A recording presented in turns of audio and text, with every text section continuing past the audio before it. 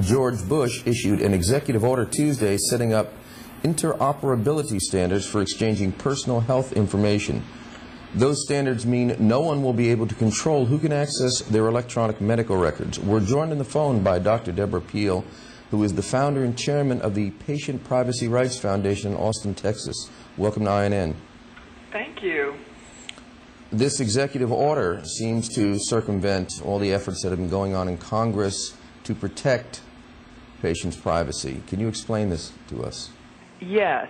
Congress has been struggling for most of the last year to try to write and pass a bill that promotes wiring the healthcare system, that promotes using electronic medical records to supposedly transform the healthcare system. The problem is Congress, just in the last 2 months or so, June and July, finally began to look at the fact that their bills did not allow patients to control who can see and use their medical records. And so Congress was just beginning to debate how damaging it would be to build a healthcare system where people could not keep their most sensitive information private. And the President's executive order really short-circuits this beginning public debate on this crucial right that we've held forever, the right to privacy.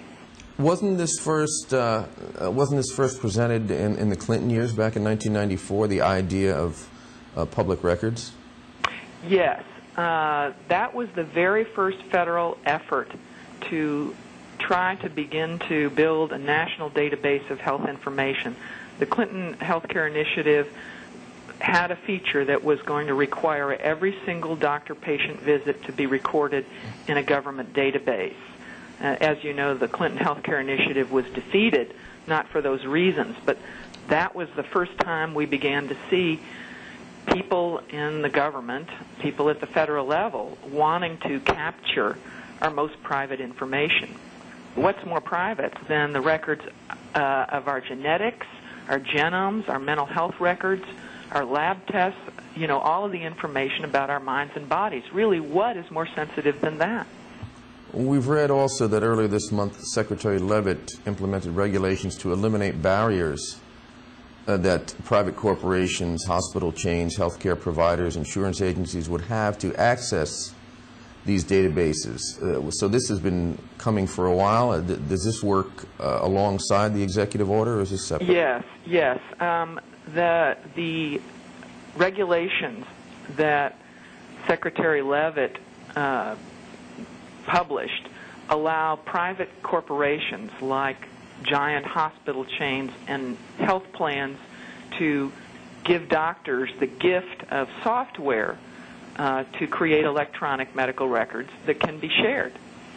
So they're trying to promote every doctor creating electronic records, promote and require that, you know, again, so that there's open access to this very sensitive information. Most people, I imagine, especially senior citizens that have increased health problems as they get older, will be hindered by this, I imagine. What are the possible things that can go wrong with having an open health data system? Well, thank you for asking that. The whole reason we started our foundation, Patient Privacy Rights, is because it's absolutely essential to keep our medical records out of the hands of employers. I've been practicing as a mental health professional for 30 years, and all I have seen is that when people's medical records get outside of the healthcare system, their lives can be ruined. They can lose their jobs, they can lose their reputations, and so that's the point of our foundation, Patient Privacy Rights. And I hope your viewers and listeners will go to our website, www.patientprivacyrights.org, to learn about this problem, because when the information is not controlled by you, the consumer, by you, the patient, it's going to flow to places you would never imagine, and people will use it against you in ways that you can never imagine. Deborah, help us imagine. What are some of these very real possibilities where our healthcare information could be used against us, just so people could get an idea? Well, I think, of course, the worst way that the information can be used to discriminate against you is in even getting a job or getting a promotion. We already know that the majority of Fortune 500 companies use medical records to make these decisions. We know that Walmart uses medical costs and medical records to decide who to hire and promote. We know that many businesses look at this information and use it to make decisions about whether you can work or not. May I interrupt you? What you're telling me then is that this information has been accessible, maybe not public, but has been accessible by corporations for many years in making these decisions. This is not something new. The fact that it can now become public and is encouraged is what's changing here. Yeah, what's changing is that the access is going to be easier, is going to be, instantaneous, because electronic records can be thousands of them or even millions of them, can be transferred with the click of a mouse. It's just going to open us up to essentially surveillance, domestic surveillance by, the over 600,000 individuals, corporations, and government agencies that will have access to our records electronically. What would be a solution to this problem? What could be implemented to protect people's privacy concerning medical records? What can be done to protect records is very simple. We've got to tell every member of Congress.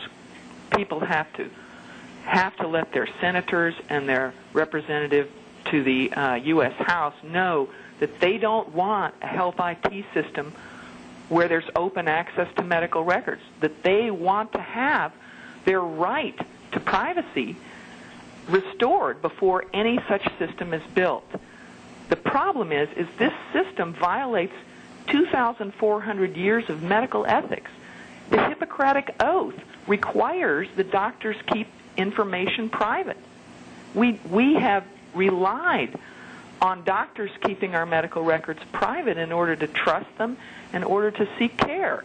Not only does this plan violate the Hippocratic Oath, but it violates every American's constitutional rights to privacy. I mean, the change in the privacy rule that was made by a government agency that took away our right to control medical records is unprecedented in our history. I mean, never before has a federal agency eliminated the rights of every single American.